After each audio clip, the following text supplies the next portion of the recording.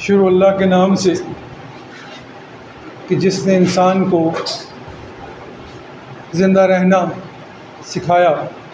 लाखों करोड़ों दुरूद व सलाम नबी पाक सल्लल्लाहु अलैहि वसल्लम पर कि उन्होंने ज़िंदगी जी कर बतलाया, गम सह कर दिखलाया कि जब गम आए तो क्या करना है और क्या नहीं करना। जिन लोगों के जाने से खला पैदा होता है वो खला फिर कुदरत और फितरत पूरा किया करती है, और उस जगह पे ताजुल भाई आप मेरी तारीफ़ करेंगे, वहाँ पे हसन सैफ और बिलाल मुश्ताक पैदा होंगे, और ये उन्हीं के लगाए हुए पौधे हैं। नुमान है हमारे यहाँ और बहुत सारे शुरा हैं। अभी तो हम खुद ज़िंदा हैं, तो हम ये दुख मनाने के लिए नहीं आए, हम उन्हें याद कर रहे हैं और इस बात का अहद करने के लिए आए हैं कि हम उन लोगों के जो रवायत चल रही है, उन लोगों ने जो खिदमात की हैं, जो मुश्किल वक्त में काम किया है, हम उसकी आड़ करेंगे, हम उसको साथ लेके चलेंगे और हम उस रवायत को ज़िंदा रखेंगे। जब रवायत ज़िंदा रहती है तो आने वाले दिनों में गालिब और मंटो भी पैदा होंगे। रवायत जो भी जितनी भी रवायात थी, अब देखिए हमारे यहाँ कबड्डी बिल्कुल मफकूद है, तो ना कबड्डी का कोई खिलाड़ी सामने आ रहा है। हम छोटे मोटे अपने रवायात को, मैं अपनी जगह पे रिज़्क़ा अपनी जगह पे लगा हुआ है, हमने रवायत रखनी है। तो फिर हमारे यहाँ सूफी रशीद भी पैदा होंगे, रियाज सागर भी पैदा होंगे, सुल्तान सुकून भी पैदा होंगे, आसिफ साकिब भी पैदा होंगे।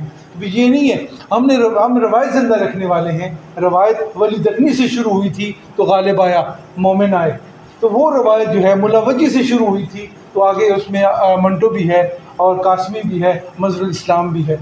तो इस अहद के लिए जमा हुए हैं कि हमारा ये अहद है आज के दिन कि हम इस रवायत को ज़िंदा रखेंगे। सामीन कराम, रियाज सागर साहब से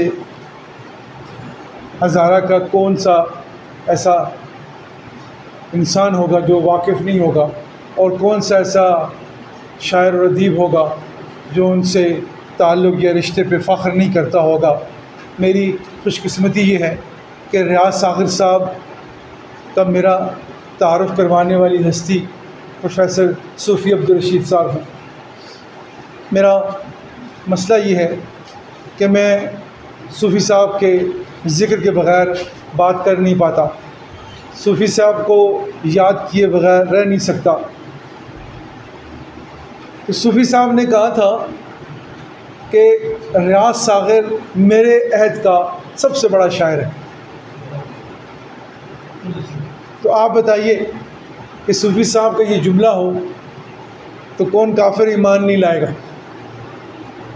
फिर सूफ़ी साहब से जब एमफिल में काम करने का मौका मिला तो रियाज सागर साहब के साथ मेरी अव्वलीन जो है ताल्लुक़ रिश्तेदारी शुरू हुई, तो उनको ऐसा पाया कि ऐसा लगा कि सूफ़ी साहब ने उस जुमले में मुबालगे से काम नहीं लिया।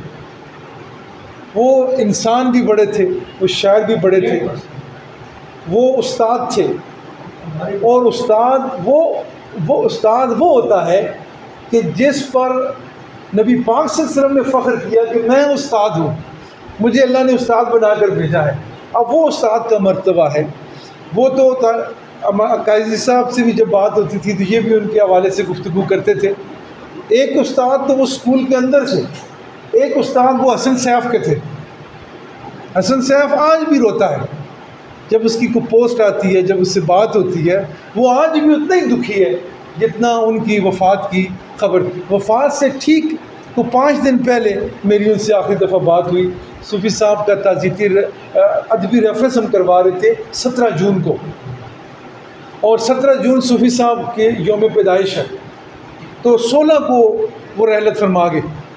तो इससे 3-4 दिनों में बात हुई। उन्होंने कहा कि मेरी तबीयत ठीक नहीं है, मैं नहीं आ सकूँगा। मेरी ख्वाहिश थी कि वो सदारत करते उस प्रोग्राम की, तो उन्होंने माज़रत चाहिए और ये ख़बर आ गई।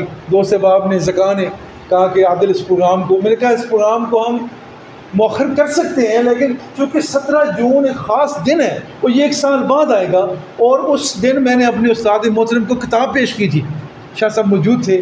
मैंने प्रोफेसर सूफ़ी अब्दुल रशीद अहवाल व आसार के नाम से एक किताब लिखी जो मैंने अपने उस्ताद साहब को उनके योम पैदाइश पे तोहफ़तन दी, और इस वजह से उस दिन को हम मुअख्खर नहीं कर सकते थे। वरना दुख ये ऐसा दुख था जो हरिपुर के साथ या हज़ारे के साथ वाबस्ता नहीं था, ये हर किसी का दुख था। लफ्ज़ का कारोबार करने वाला हर व्यापारी उस दिन अफसरदा था, क्योंकि बहुत बड़ी शख्सियत, बहुत बड़ी इंसान जो है उस दुनिया से रुखसत हो गए थे।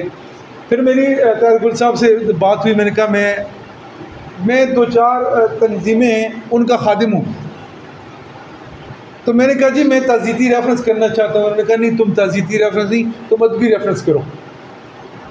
मैंने कहा जी बस फिर आप ही मेरी रहनुमाई फरमाएं।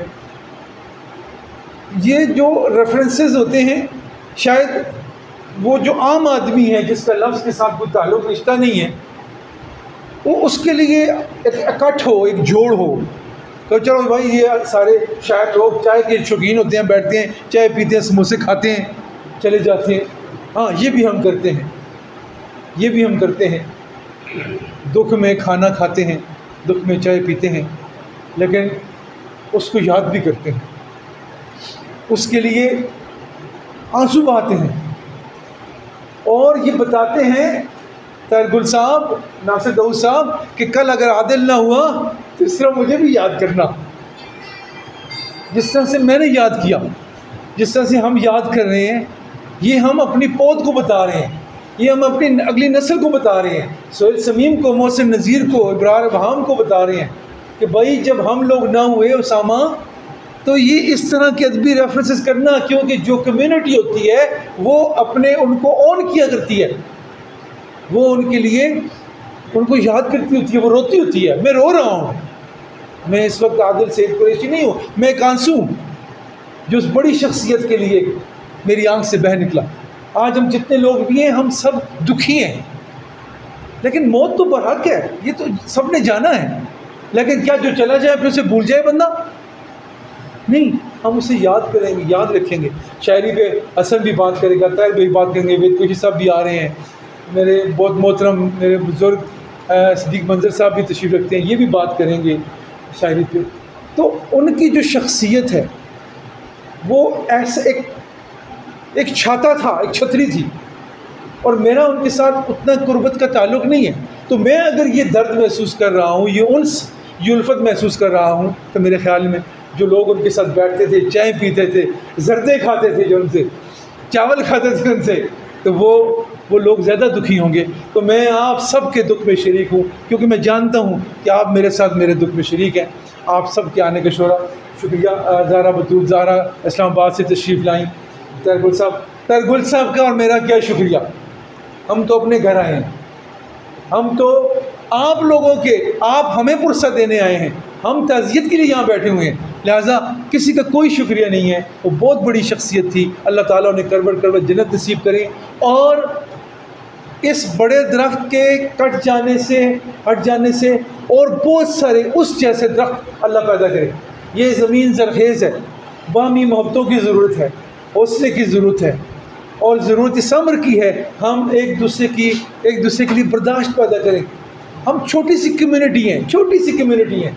जो कम्युनिटीज़ छोटी होती हैं वो कम्युनिटी स्ट्रॉन्ग होती हैं। आप देख लें, किसी जगह में भी देख लें, जो जितनी छोटी कम्युनिटी होती है उसका बॉन्ड उतना मजबूत होना चाहिए। हमारे बॉन्ड मजबूत होने चाहिए।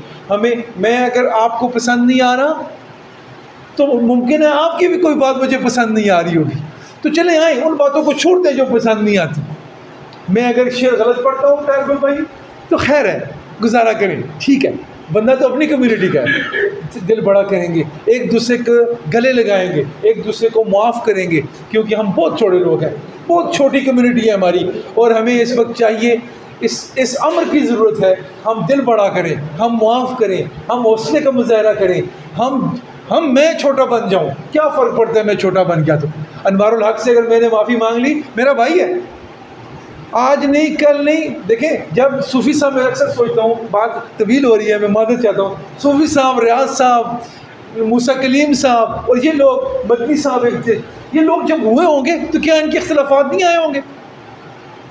इसी सवाल के साथ रियाज साहब के लिए लाखों करोड़ों दुआएं, अल्लाह ताला उनकी जन्नत को मुनव्वर करे। अल्लाह ताला उनकी आने वाली मंजिलों को आसान करे, नबी पाक सल्लल्लाहु अलैहि वसल्लम के सदक़े उनको शफ़ाअत दे और हम सब उनसे मुलाकात करें हौज़ कौसर पे। बहुत शुक्रिया, अस्सलाम। बहुत अच्छे।